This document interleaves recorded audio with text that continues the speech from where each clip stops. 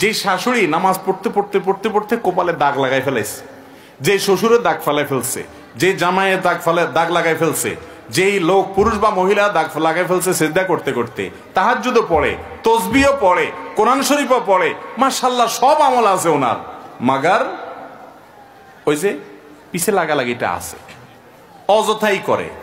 তাহলে এই লোক কখনো আল্লাহর কাছে প্রিয় মানুষ। আরেকজন বেশি নফল নামাজ কালাম পড়তে পারে না, এত কোরআন তেলাওয়াত শুনে না, এত ওয়াজ শোনারও টাইম নেই, ফরজ কাজগুলা করে, ইমানটা ঠিক রাখে, হারাম থেকে বাঁচে, কারোর ক্ষতি যেন না হয় সাবধান থাকে, তার মুখ দ্বারায় হাত দ্বারায়। আল মুসলিমু মান সালিম আল মুসলিমুনা মিন লিসানি ওয়া ইয়াদি, যার হাত আর মুখ দিয়ে অন্য কারোর কোনো ক্ষতি হয় না, এই হলো মুসলমান। এই ব্যক্তি আল্লাহর কাছে বড় আবেদ, বড় আবেদ, বড় লম্বা লম্বা রুকু সিজদা, বেশি নফল আদায়কারী ব্যক্তি না। বড় আবেদ হলো যে এই অপকর্মগুলো করে না, মানুষের শত্রুতা করে না। চেষ্টা করবো না আমরা।